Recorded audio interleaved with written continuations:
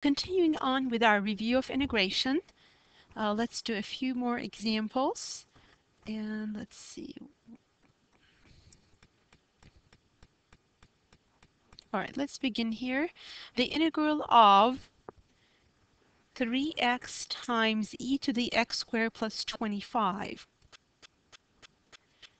So again, I'm going to try to apply u-substitution. Let's ask ourselves what would be a good u-sub here.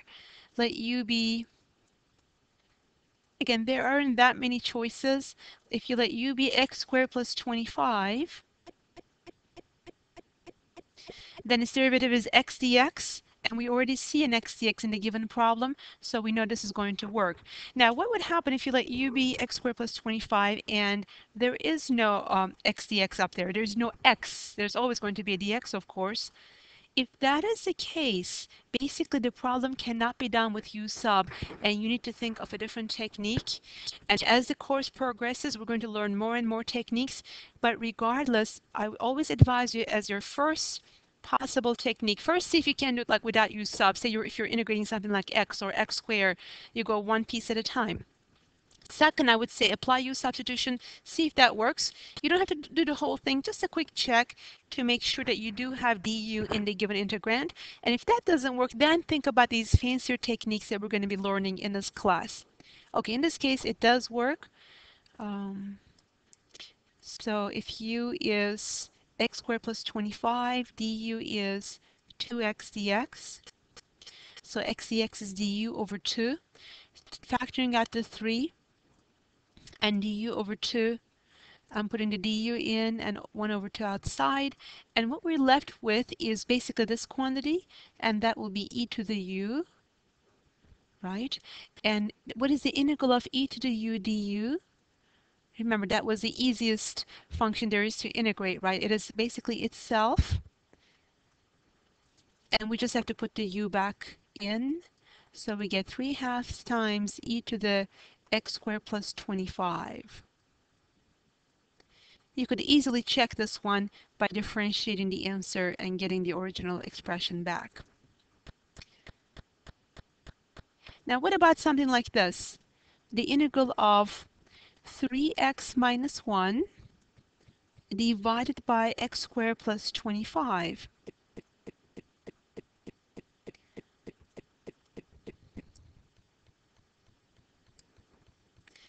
It appears that u-substitution might work, but there is a problem. Let u be x squared plus 25.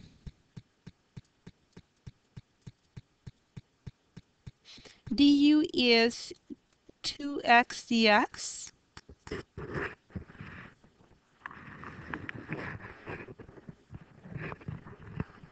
So what is the problem? Well, we do have 3x, but there's also that minus 1. So what are we going to do with that? That's the question. Basically, as it stands, we cannot apply u-substitution directly to this question. So we got to do a little bit reorganization. Any thoughts about that?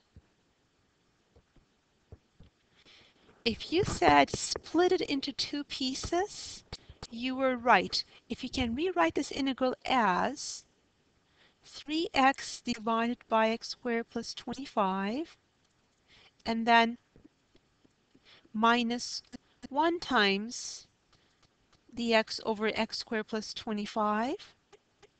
Now we can handle each one separately. The first one, u-substitution will work. The second one, we can use the inverse tangent function, right? So let's do that. On the first one, let's use u-substitution. Once again, I'm going to have 3 over 2. For x dx, I put du over 2. That's what the 1/2 on the outside came from. On the bottom, we have a u. This part is just going to be the application of the arctangent formula.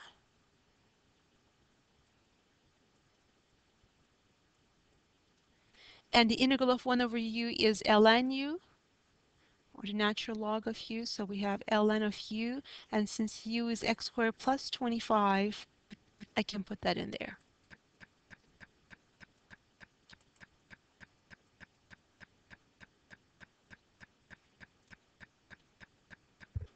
So that will be our answer. In this case, we didn't choose one method or the other. We actually had to use both methods after we split it into two integrals. On the first one, u sub. On the second one, inverse tangent function.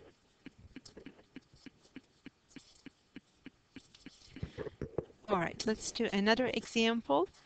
Um,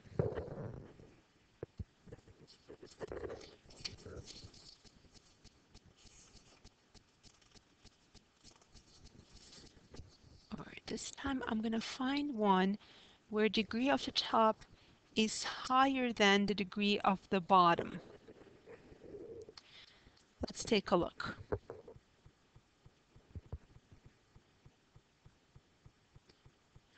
This one.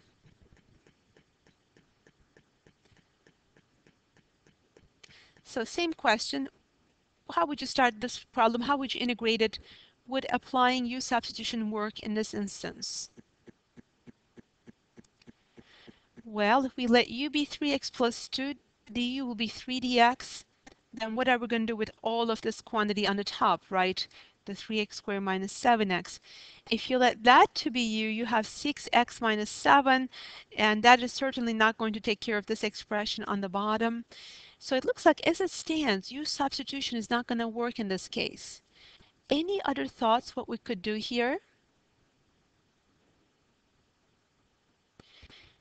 You may have learned this little trick in Calc 1. If the degree of the top is higher than the degree of the bottom, you can first do a long division. And that's what we will do here. So let's go ahead and divide 3x squared minus 7x by 3x plus 2. Okay, so I'm going to first look at the leading terms here and here. So 3x goes into 3x squared how many times? The answer is x times, right? Now take the x and multiply it by both of these two terms. So x times 3x is 3x squared, x times 2 is 2x, and we want to subtract. Now when we're subtracting it, so that I don't forget the signs, I immediately change all the signs to their opposites, and then I add. So like the plus 3x squared becomes a minus 3x squared now. The plus 2x becomes a minus 2x. So the 3x squares are going to cancel. Here we have negative 7x minus 2x, and that will be negative 9x. So at this point, we ask the same question.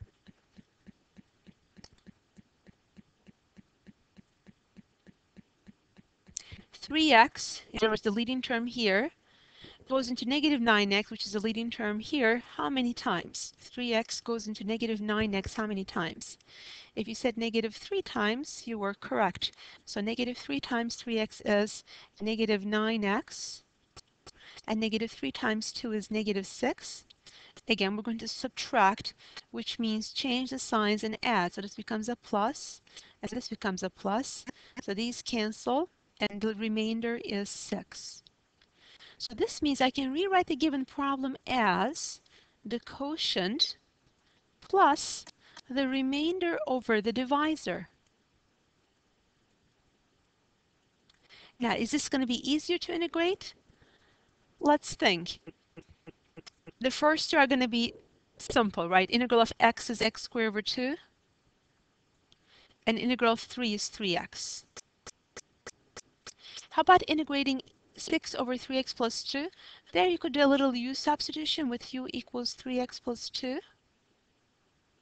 So du equals 3 dx. When you go back to the integral, you can write it as 6 over 3. The 6 was already there, the 3 because of this, because dx is now du over 3. Dx is du over 3. So the integral, all we have is now du over u, because 3x plus 2 has been replaced by u. So in short, here's what we're getting. The integral of 1 over u is ln u, and u being 3x plus 2. And we always should have a plus c at the end.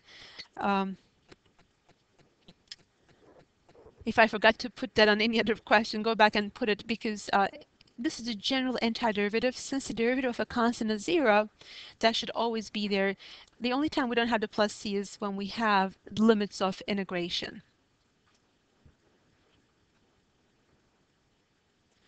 Okay, another example.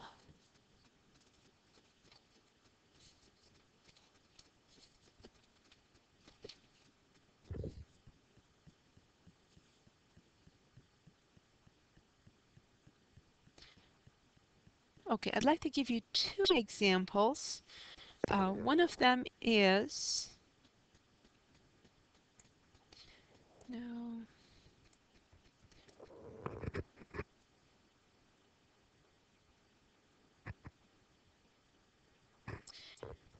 um, one of them is going to be this one. The integral of 1 minus x divided by the square root of 1 minus x squared.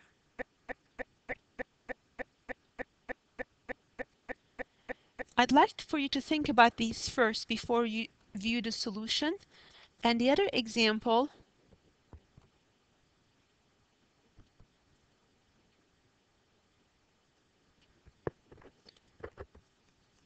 let me add that one. It will be the integral from -1 to 3 of 4x squared minus 7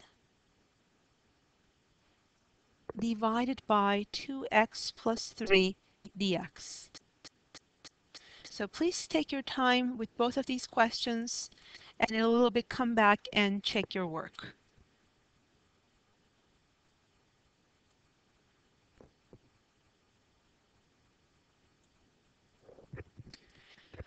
You may have noticed this is actually pretty similar to a problem we just did a little while ago. The one before last, maybe. Because if we try to apply u-substitution directly, we come a little bit short because you have a negative 2x dx. On the top, we have an x dx, but what are we going to do with that 1 minus portion? It doesn't work directly. But if we split it up first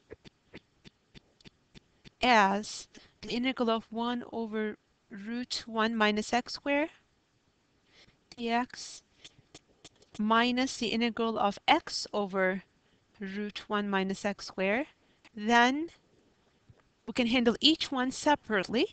The first one, do we recognize it as a special formula? One of those inverse trig ones, right? This one is sine inverse of x. Since a is 1, x over 1 is the same. The other one, we're going to use u substitution there. Let u be 1 minus x squared.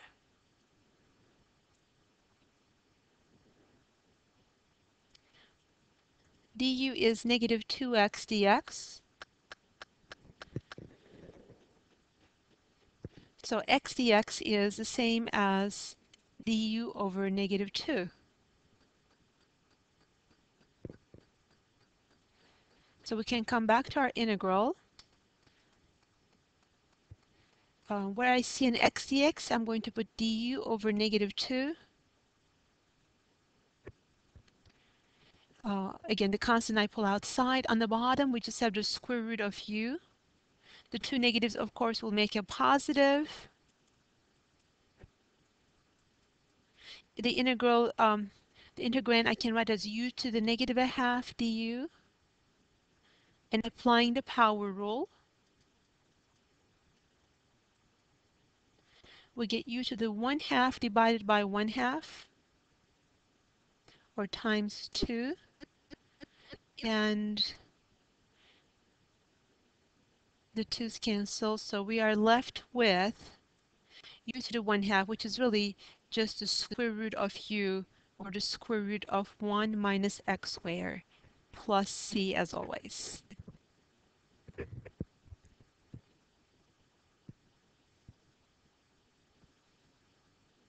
And how about that last one? Again, this is another similar question to one we did earlier. right? Again, we notice the degree of the top is higher than the bottom. As a matter of fact, when the degree of the top is higher or even equal to the bottom, then you could apply this technique, which is long division. That would be one way to try to go about solving this question. Um, so let's start with long division, trying to get a proper fraction out of this. So we're going to divide 4x squared minus 7 by 2x plus 3. So I first look at the leading terms. 2x goes into 4x squared how many times? The answer, of course, is 2x times. And the moment we write that down, it needs to be multiplied with all the terms of the divisor. So 2x times 2x is 4x squared. 2x times 3 is 6x. Now we're going to subtract, which means just change the signs and add. So this becomes negative, this becomes negative. 4x squared is cancelled. What we have right now is negative 6x minus 7. Same question. 2x goes into negative 6x how many times? The answer is negative 3 times. So negative 3 times 2x is negative 6x. Negative 3 times 3 is negative 9. Once again, we're going to subtract. So I'm going to change the signs and add. So negative 6x plus 6x, they cancel. Negative 7 plus 9, that gives me a 2. Now rewriting this integral. At the moment, I'm going to hold on to the limits. I'm going to bring them back at the end of the problem, just worrying about the inside.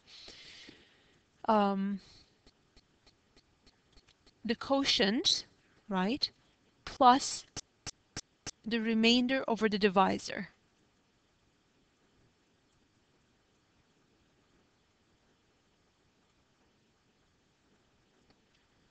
And here I'm just going to say that. We're going to bring the limits later. Integrating the first term, 2x squared over 2, we just get x squared. The second term, the integral is 3x. On the last term, you could do a quick u-substitution there, let u be 2x plus 2. And if you follow through on that, you're going to have the following antiderivative. In other words, the 2's will cancel there, and we will get plus ln of 2x plus 3. Now, remember we had limits in this case, so I'm not going to put actually a plus c. Let me take that back. Instead, I'm going to put the limits of integration. In this case, those limits are from negative 1 to 3. So starting with the upper limit, everywhere we see an x, we're going to plug in a 3.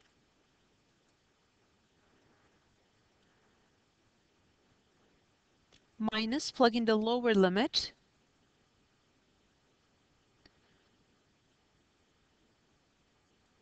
And we know ln 1 is 0. All we get out of this is a 4. The 9's here cancel. So what we got here is ln 9 minus 4. Of course, if you wanted to, you could get a decimal answer if you convert things into decimals along the way. But you can also leave the answer as an exact answer, such as ln 9 minus 4.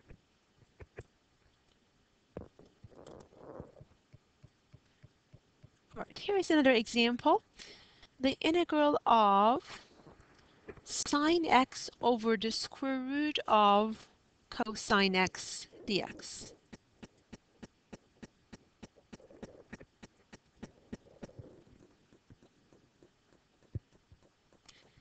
So again, let's try to apply u-substitution. What would be a good choice for you? Let u be sine or cosine?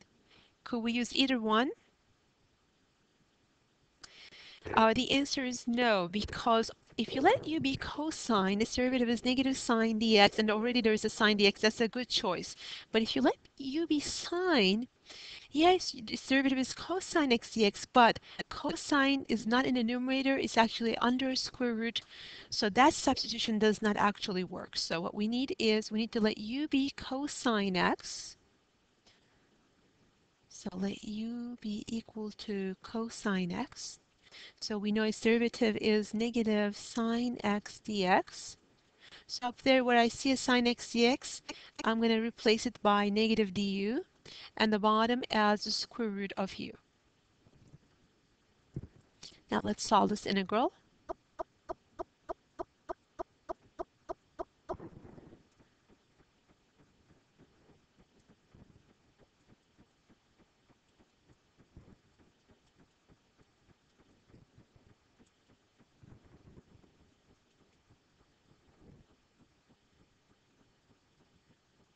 Since u is equal to cosine x and 1/2 power is the square root of x squared function, I can rewrite the answer as negative 2 times the square root of x plus c.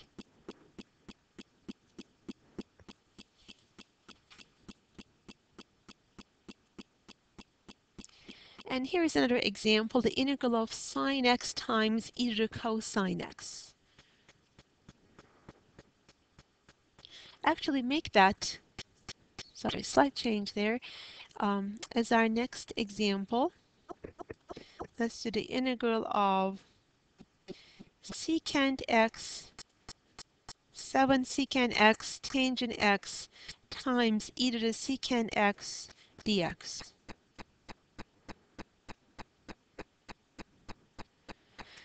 This question is very easy if you remember the derivative of secant x, right? Because what is the derivative of secant x? It's secant times tangent. So if you realize that, then you can say, okay, if I let u be secant x, this expression can be replaced with e to the u. And secant x tangent x dx can be replaced by du. And finally, there was a constant of a 7, which we need to move over to the front. And it becomes a much simpler integral now, the integral of e to the u du, which is itself. And all we have to do is replace the u, and we get 7 times e to the secant x plus c. Finally, I want to leave you with a challenge one that is not obvious in any way, but just to make you think a little bit deeper perhaps. I want to introduce this question. I want you to think about it as much as you're willing to do so. You know, don't jump into the solution right away, my suggestion, because I really think the best learning is occurring during that time of struggle when you're trying to find a solution to a problem. You have no idea how to start. The longer time you can give yourself to work through a problem before you look at the solutions, and hopefully you actually come up with the solution, you know, that process of struggling and reaching the solution, I really believe that is where the math muscles are being built. So I hope that you have plenty of time to give yourselves that luxury of working through a problem, struggling with it, and coming up with a solution. Even if you did not come up with a solution, after you struggled with it, and if then you look at the solution, the learning process will be much stronger and you will remember that solution, as opposed to if you just look at the solution right away before giving yourself some time to work through it. So here is that famous challenging question I mentioned about. If you've seen it before, it may not be challenging, but if you've not seen one like this before, think out of the box. What can you do? How can you manipulate this to try to solve this integral? Take a moment to think about it, and then come back and take a look at the solution, please.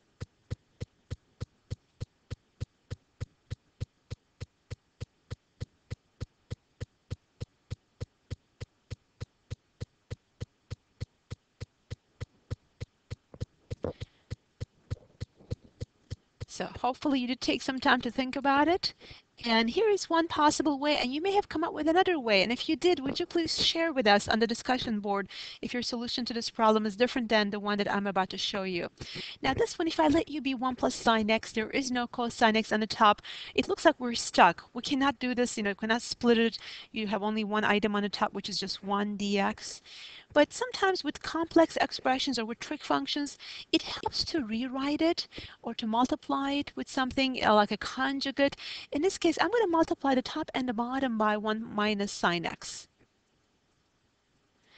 Again, if you've never seen anything like this, I think this was very challenging, but at least now that you have this idea, you can apply it to other problems of the similar type. Just the idea of multiplying the top and the bottom by a certain expression to try to rewrite the given question. Okay, now let's simplify. On the top, we're going to have 1 minus sine x dx. On the bottom, you have something like a plus b times a minus b. That's a squared minus b squared, or 1 minus sine squared. And what is 1 minus sine squared? This is a famous identity that everybody should be familiar with. Everybody should know sine squared plus cosine squared of x equals to 1. So 1 minus sine squared then is equal to cosine squared, right? So I can rewrite this as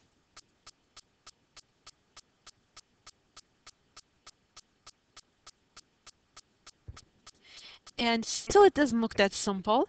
But now I can break it down into two fractions. One will be 1 over cosine squared, which is secant squared. And the other one will be sine over cosine squared, which I'm going to also rewrite that as sine over cosine times 1 over cosine.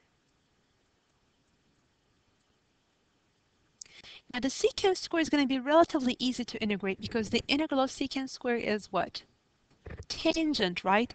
Because the derivative of tangent is secant square. And the other one, see this one is tangent. And what do we know about 1 over cosine from trigonometry? 1 over cosine, there's another name for that.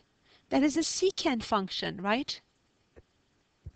Let's just quickly remember, 1 over cosine is the same as secant, and 1 over sine is the same as cosecant. Of course, we also know 1 over tangent is the same as cotangent. If there are any students in the class who have not taken Calc 1 very recently, who are a little bit rusty on their trigonometry and their integration formulas, this first weekend is really the time to go over all that material to try to get caught up. And after that, you're going to slow down. But this weekend, you might have to study a little bit harder than everybody else because I really want you to get up to speed. Go over your trigonometry textbook. Make sure you review all your simple trig formulas like sine is opposite over hypotenuse, those basic ratios for the 6 trig functions, the basic identities for the trigonometric functions. I don't need you to know like the double angle formulas necessarily or the sum and product formulas, but just the basics of trigonometry. Really, you need to have it in working form without thinking too hard. You need to be able to say, yes, 1 over cosine x is the same as secant x. Okay, now that we've simplified that, how would you integrate secant x times tangent x? By the way, since I'm writing my antiderivatives now, let me do this in 2 steps so you'll understand it a little bit better perhaps.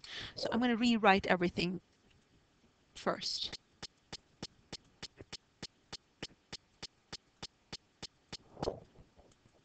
Okay, so we're going to go one piece at a time. The first piece, the antiderivative is tangent of x. The second one is secant x. And of course, we have plus c at the end as always.